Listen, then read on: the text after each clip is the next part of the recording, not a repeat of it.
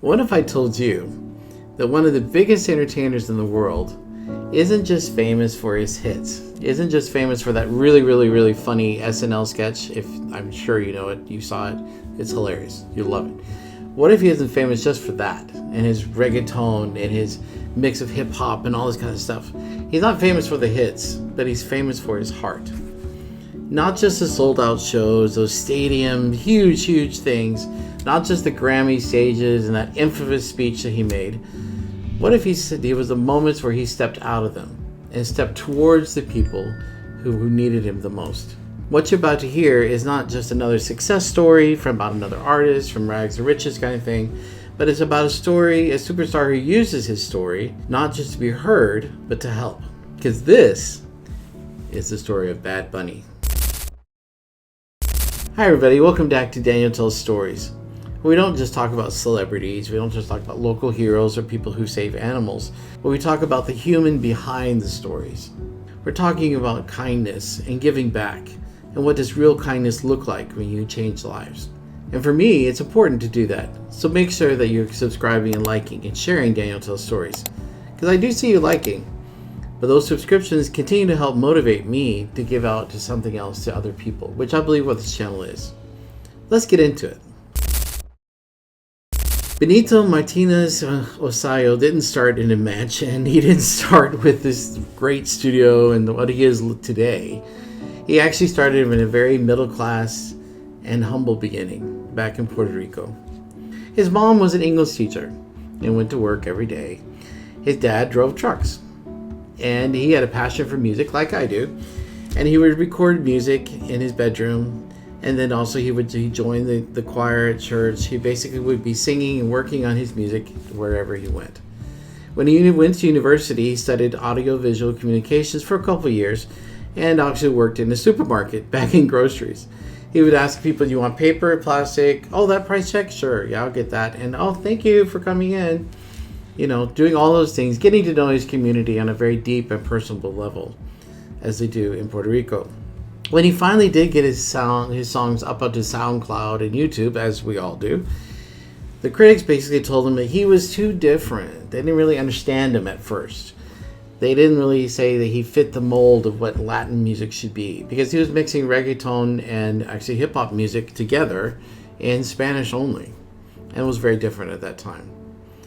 So that weight, the doubt, those not yet moments, that was a low point in his life, actually. Not because he was unknown, but because everyone else was deciding his worth. So he had to decide it for himself. So let's fast forward a few years. This is the part that really defined who he is and what's so cool about him. He created the Good Bunny Foundation, giving back with a purpose. That foundation was started in 2018. Not as a PR stunt or anything else, not for the applause, but to empower younger people in Puerto Rico. Basically, he would give out musical instruments, he'd provide art supplies, and created programs that opened doors for people who don't usually get those opportunities. He also did sports clinics, he did feeding programs, he did other things like that to help with the people of Puerto Rico. Every child who came up had a chance to look at music or doing sports programs that usually don't have those tools to start with. He gave back because he knew he could. This wasn't just a one-time thing either. Bad Bunny also hosted Bonita Tradicion, a yearly event where thousands of children receive gifts, instruments, and sports gear that go moments beyond the holidays. When Hurricane Maria devastated Puerto Rico in 2017, Bad Bunny didn't just sit by the sidelines. He donated a lot of his own money to the relief and kept speaking out about Puerto Rico. Even when the world sort of forgot about it, he brought it back into the limelight so people wouldn't forget. And that's what loyalty looks like, and his love for his community looks like. Because when you use your platform for people, it's not just your image, it's who you are. Fast forward now to 2026 for the Super Bowl. At the Super Bowl, he was highlighting local businesses, which in his halftime show, which was unheard of and unseen before, which is why it's gotten a lot of traction for this. He spotlighted Latin-owned vendors like Villa Tacos from Los Angeles or the Tortilla Caribbean Social Club from Brooklyn, even having her there, the owner there. right on the masses, right in that massive global stage, he highlighted the people who mattered the most, his community, and those sugarcane fields, which was a really, really wonderful thing. Imagine seeing this as someone back in Puerto Rico or somewhere else, seeing that and highlighting it, realizing, oh, it's honoring someone who came before me and all the things that are there.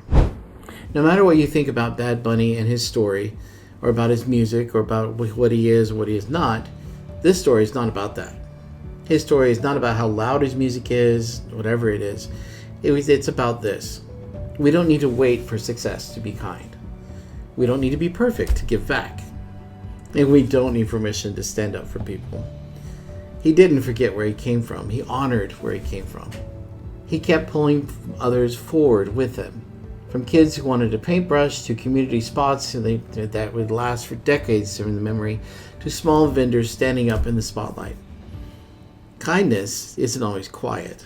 Sometimes it's bringing culture to the biggest stage in the world when no one else is looking. If this story inspired you, please hit the like and subscribe button. I know you're watching and I know you're liking, because I see that in my other stories. If you haven't checked those out, please check those out too.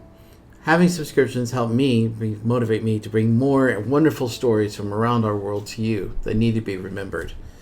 Remember that kindness is in motion. Kindness is in action. And sometimes the biggest stage is a chance to lift somebody else up. I'll see you in the next story. Bye.